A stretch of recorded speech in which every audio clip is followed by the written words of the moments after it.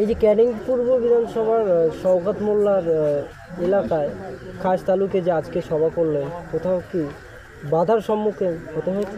এরা আমরা যখন যাচ্ছি আমাদের সঙ্গে প্রশাসন থাকছে, পুলিশ প্রশাসন থাকছে, তারা যথেষ্ট আমাদের সহযোগিতা করছেন, সে সময় কিছু বলছেন না, কিন্তু তারপরে এরা আমাদের কর্মীদের ভয় দেখাচ্ছে, এরা একটা সন্ত্রাস তৈরি করার চেষ্টা করছে, বলছে তোমরা ভোট দিতে যেতে পারবে না, ভোট দিলে যদি রেজাল্টের পরদিন থেকে তোমাদের ঘরবাড়ি ভেঙে দেবো, তোমাদের ভিটে মাটি ছাড়া করে দেবো। এইভাবে সন্ত্রাস, ভয়, ভীতি, সন্ত্রাস দেখিয়ে এরা বাজিমাত করার চেষ্টা করছেন, কিন্তু এবারে সেটা সফল হবে না। আমরা ইতিপূর্বেই দেখলাম যে সিংহেশ্বর জয়নগর লোকসভা কেন্দ্রের মধ্যে সিংহেশ্বরে আইসেফ অর্থাৎ আপনার দেয়াল লিখন কাদা দিয়ে লেপে দেওয়া হয়েছে, কি বলবেন? এগুলো নোংরামি করা হচ্ছে। এই দেয়াল লিখন কাদা দিয়ে লেপে দিয়ে কোনো দলের আদর্শকে ঢাকা দেওয়া যায় না। আমাদের পতাকা ছিঁড়ে দিচ্ছে, আমাদের পোস্টার ছিঁড়ে দিচ্ছে, এগুলো করে কোনো দলের আদর্শকে চেপে দেওয়া যায় না। মানুষ এগুলো আরও বেশি ক্ষিপ্ত হয়ে যাচ্ছে, মানুষ আরও এদের প্রতি তারা বিরূপ হয়ে যাচ্ছে এবং আইএসএফের প্রতি তারা সহানুভূতিশীল হচ্ছে।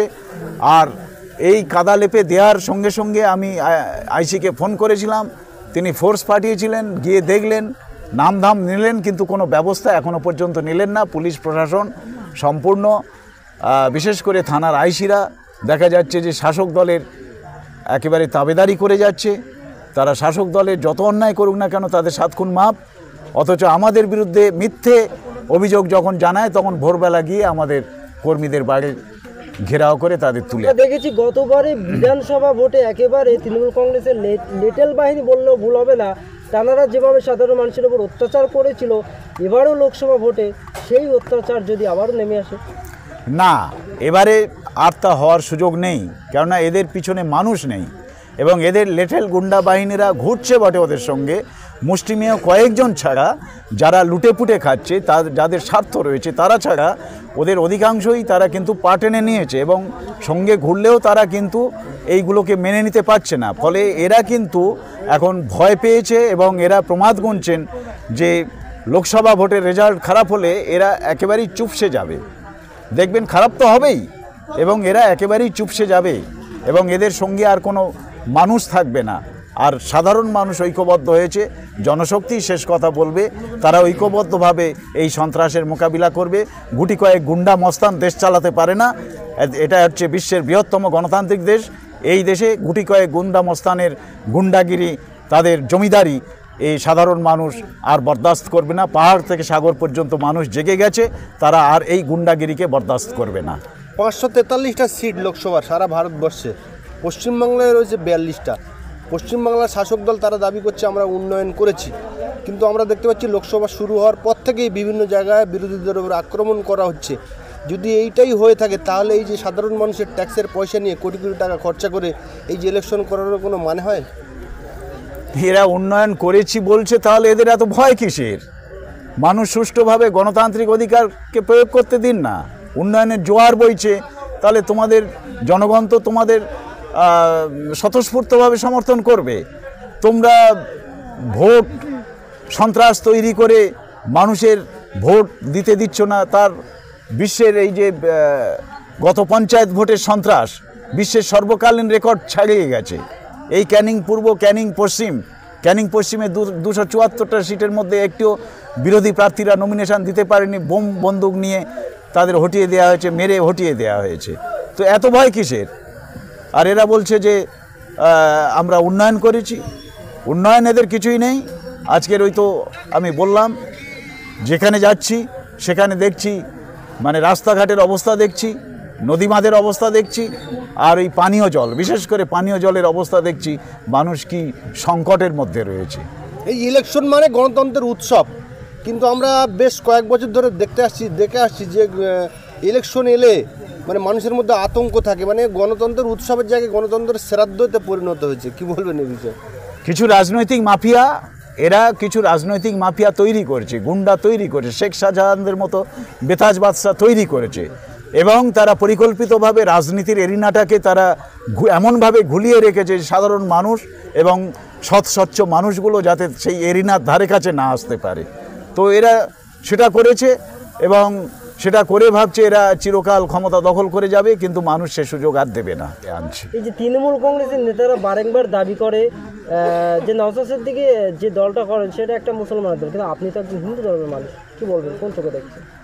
এরা এই দলটাকে প্রচণ্ড ভয় পেয়েছে, তৃণমূল কংগ্রেস বিশেষ করে, কেননা দেখা যাচ্ছে যে বিজেপিরা তাদের রাজনৈতিক কাজকর্ম চালাচ্ছে, সিপিএম অন্যান্য দল চালাচ্ছে, সেখানে কোনো বাধা নেই। আইএসএফ করতে গেলেই এদের যত গাত্রদাহ, এরা আইএসএফকে ভয় পেয়েছে এবং এরা এই আইএসএফকে কালিমালিপ্ত করার জন্য বলছে এরা মুসলমানদের দল।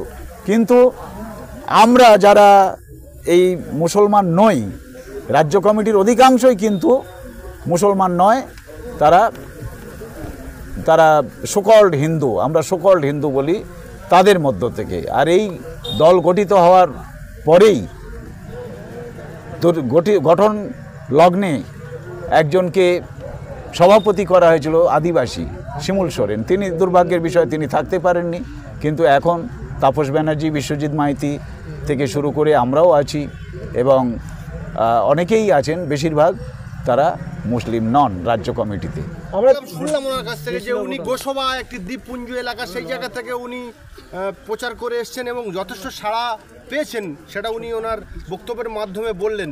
রয়েছেন অবজারভার প্রশান্ত নায়ক মহাশয়, আমরা কনভেনার প্রশান্ত নায়ক মহাশয় রয়েছে জয়নগর লোকসভা কেন্দ্রের, আমরা প্রার্থী এবং কনভেনার দুজনের সঙ্গে কথা বলে নেওয়ার চেষ্টা করব।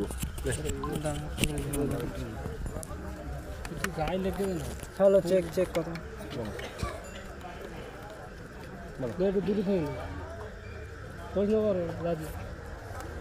প্রচার করছেন, চুটিয়ে প্রচার করছেন বহুদিন ধরে, কেমন সাড়া পাচ্ছেন? বিপুল সাড়া পাচ্ছি। সমস্ত জায়গা, সমস্ত স্তরের মানুষ, জাতি ধর্ম বর্ণ নির্বিশেষে তারা এসে দুহাত তুলে তারা আইএসএফকে সমর্থন জানাচ্ছেন। এই জয়নগর লোকসভার কেন্দ্রে বর্তমান যিনি বিদায়ী মানে এমপি সংসদ প্রতিভা মণ্ডল মহাশয়, আপনাকে তো গুনতির মধ্যেই রাখছেন না, কি বলবেন? উনি কোন জগতে আছেন আমি জানি না, উনি বোধহয় বাস্তবের জগতে নেই, বাস্তবের জগতে তো নেই, উনি তার চেয়েও হয়তো অবাস্তব আরও অন্য কোনো জগতে আছেন, তাই তিনি গন্তি পাচ্ছেন না। উনি তো নিজেই উপলব্ধি করছেন ওনার কর্মী সভার চেয়ার সম্পূর্ণ ফাঁকা পড়ে থাকছে, সেখানে রাগারাগি করে বলতে হচ্ছে যে সব দল থেকে বের করে দেওয়া হবে। ওনার যেখানে র্যালি করছেন সেখানে একেবারেই গুটি কয়েক মানুষ নিয়ে র্যালি করছেন, দুবারের এমপি, তার থেকে উনি তো বুঝেই নিয়েছেন এবং জয়নগরের মানুষ বহুদিন আগে তারা প্রতিমা বিসর্জন দেওয়ার সিদ্ধান্ত তারা নিয়েই নিয়েছেন। জয়নগর লোকসভা কেন্দ্রে জেতার সম্ভাবনা রাখছেন কতটা? জেতার সম্ভাবনা আমি 100% রাখছি।